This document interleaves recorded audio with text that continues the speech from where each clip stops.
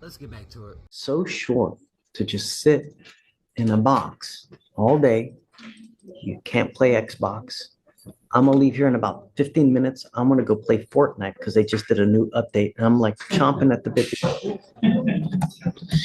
struggling just to finish work here so I can go play Fortnite. You've now picked up another violation of a protective order. You're facing yet another year and or a $4,000 fine. We're going to do probable cause. You have the right to remain silent. Anything you say can and will be used against you. You have from April a prior assault of a family member that's been dismissed. You pled to a deferred adjudication. You're now on probation for a deferred on a violation of a protective order. Since then, you picked up an assault of a pregnant person, and now you pick up another violation of a protective order. And I got to tell you, I'm in shock that they haven't filed another third-degree felony because they could. Because when you pick up successive VPOs within like a year, they make it a third-degree felony. Anyways, please. The complainant and defendant are married. On August 28th, 2024, officers responded to a call at 16715 Clay Road to meet a citizen call. The complainant stated the defendant had been sending her text messages from his personal phone. The complainant showed messages of the suspect sending her a link on how to write an affidavit. The complainant stated the defendant was trying to get her to change her statement on the affidavit and to have her drop the charges against him. The complainant stated the defendant never said anything threatening to her, but the defendant has a no contact order against him. I'm assuming the assault of a pregnant person is the same one in this, right? Okay. Mr. Craig, I'm going to find that there's probable cause to go forward with your case. You're right now being held at no bond, and I don't know what to put your bond at. I don't. Your bond with me on the probation case is $10,000. Your assault's at $40,000. I don't know what to do on our case.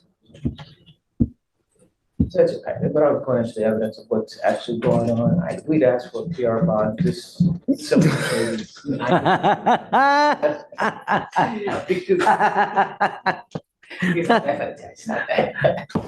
He's already posted two bonds, and again, we don't know the facts, but I will allude to the fact that it's a game that's being played, and I got to tell you, I'm surprised that they even didn't file obstruction charges on you, because it's, what they're alleging is potential obstruction of justice charges again. Also, is DVD on this case? Yes, Judge, this is a DVD case. I'm planning to email Ryan to talk to him and Mary today about possible charges.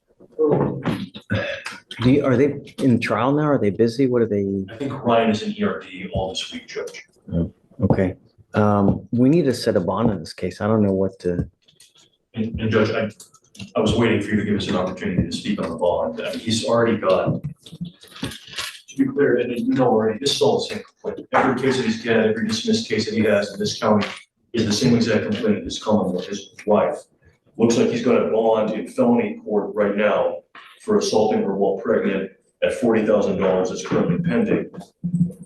On our case, he got a $10,001 bond. And we were going to request 50,000, Judge, just for the safety of the complainant, the sheer amount of cases. And Judge, I had to remind this court that the wife had a case against him. Again, it's a kind of a back and forth between the two. I understand though that the problem is my client shouldn't have called her, saw her, whatever, just because she called him. Because Do they have children together? yes, How many kids they got? one, How old's the child? she's 1, 2, Just turned one. just turned one. On 30th of June. And it's a different thing, Judge, to me.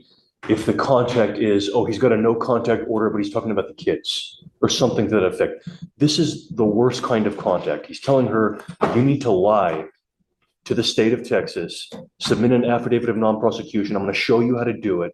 It's one of the most heinous things you can do besides being directly violent to somebody.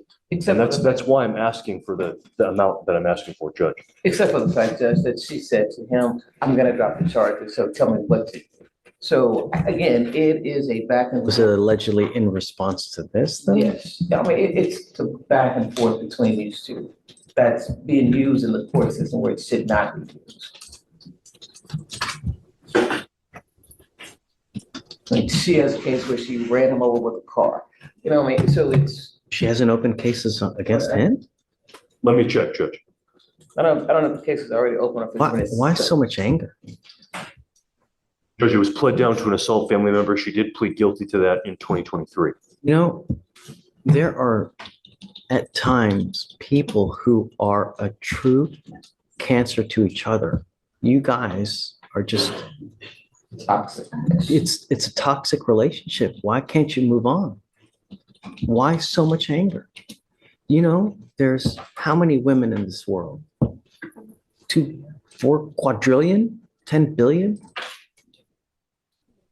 How on earth can you allegedly let someone get under your skin so much that you're willing to risk a decade of your life over and over when all you got to do is literally get up, walk out the door, and move on to the next one? Life is so short to just sit in a box all day. You can't play Xbox. I'm gonna leave here in about 15 minutes. I'm gonna go play Fortnite because they just did a new update. And I'm like chomping at the bit, struggling just to finish work here so I can go play Fortnite. I mean, why so much anger, Mr. Craig? Why are you so angry? Was someone angry to you growing up? I haven't been able to practice the emotional control methods, but I'm working on that, sir. How?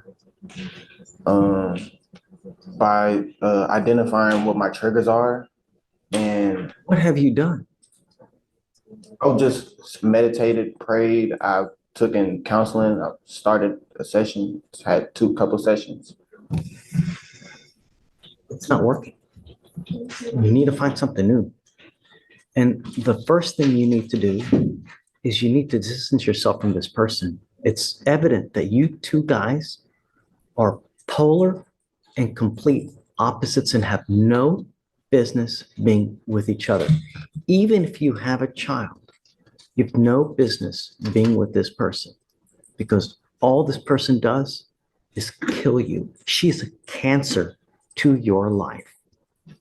And if you can't see it now, after a 4th case, I don't know what it's going to take to get through to you. Perhaps putting you in prison for 7 years is what it's going to take to get through to you. That she's a cancer to you. And you are a cancer to her. You know, you have assault, allegedly assault after alleged assault. She has a car running over. I mean, really, what else is it going to take? Stop. All I know is that you have repeatedly shown me that you refuse to abide by our conditions of the court. What am I to do? I don't know. I'm at a loss as to what to do because whatever I do, I know he's just going to do the opposite. Look, what you tell me goes in one ear, goes out the other ear. Who you are is by what is shown on paper, because that's who you are. You say no, but here we are, another VPO.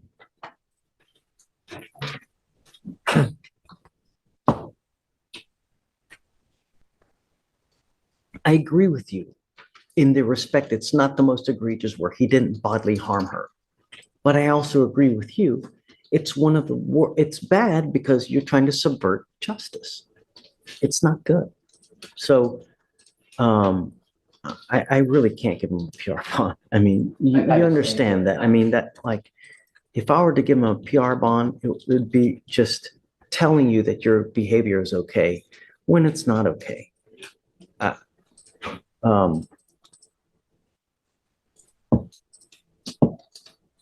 I'm gonna set your bond at 20,000 for now.